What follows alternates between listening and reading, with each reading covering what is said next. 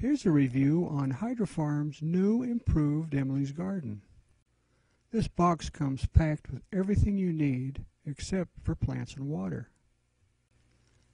There's plenty of growing media for the 6 large 1-gallon grow pots, as well as rock wool starter cubes for germinating seeds or rooting cuttings. Hydroton, which is a clay aggregate, is the growing medium supplied with the system. The newer Growstone product is made in the USA from recycled glass.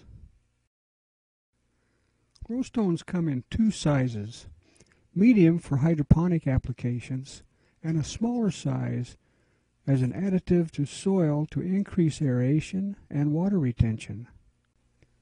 Assembly of this tabletop deep water culture system is very easy. First, install the 1/2 inch rubber grommet and the dual-purpose sight and drain tube. Place the top on the nutrient reservoir temporarily and install the inspection cap. Then remove the top to install the air stone assembly.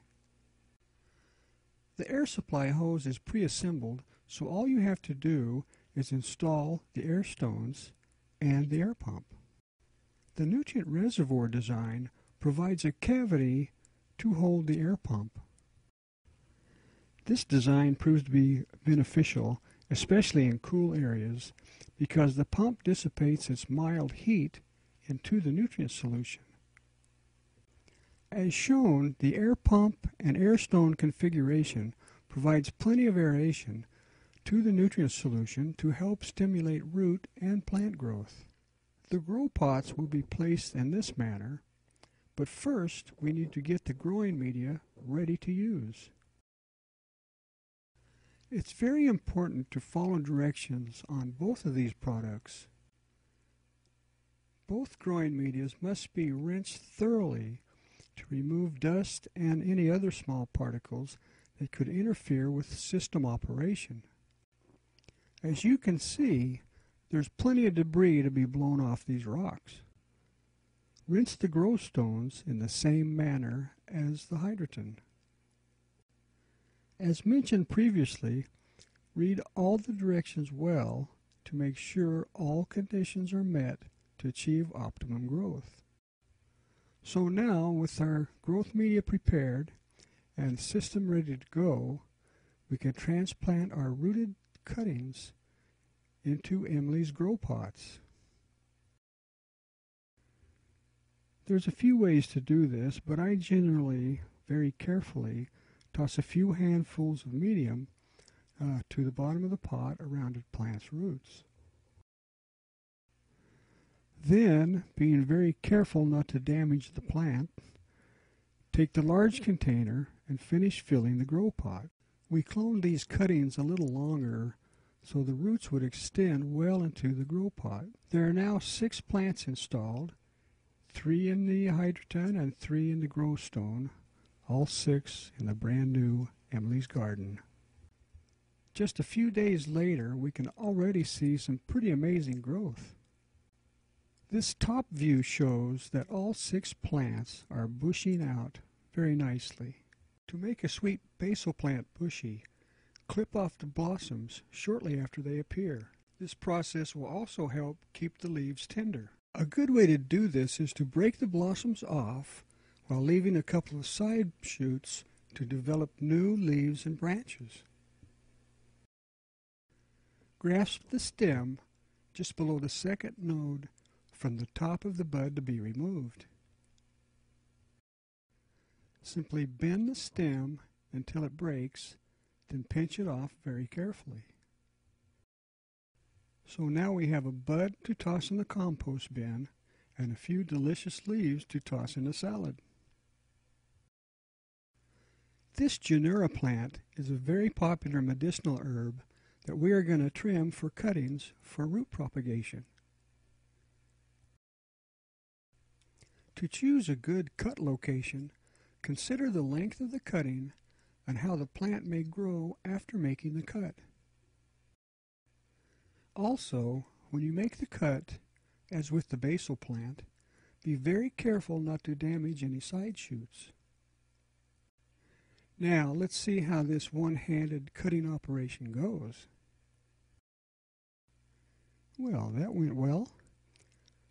We now have a long, very sturdy cutting and a Gynura plant that will provide many future leaves and cuttings. This method works for many types of plant cutting. First, trim off all the lower leaves, again being careful not to disturb the sprout area just above the leaf. Now we have a long, rather bare-looking cutting, cut at an angle for better absorption, ready to put in the cloning machine. This small DWC cloner has 2-inch inserts which accept significant size cuttings, so it is great for use for this type of operation. Place the cutting in the insert to the desired depth. To prevent any damage, you can place the sprout in the V of the insert. Then just insert the insert. The new model of this cloner has 2-inch indents in the top to more easily place the inserts. Now, in a very short time, we will have a brand new plant, perhaps for the next Emily's Garden crop. There are several different stages of clones here. This is the one we just placed. It's a good length to develop a decent amount of roots. To recap, this was the first planting, and this is about a week later. And here we have a very healthy, edible product. Here's a bit more about nutrient solution tank access and nutrient management. We didn't use the inspection access for testing because it's very easy to remove a plant temporarily for testing and replenishment. In this case, we ran the pH between 6 and 6.5, the conductivity around 1200, which would put the TDS at around 600. Removing a plant container also made it a lot easier to make up water and to add nutrient. We did run the nutrient solution reservoir a little higher than the recommended mark. Okay, so what's so good about Emily's Garden? Well, it's simple and very inexpensive. You don't have to build it, and it's real easy to assemble. Also, it operates extremely well and can be easily set up for a very clean indoor operation. Well, there you go. You can see the results, and you sure wouldn't want to argue with an old farmer now, would you?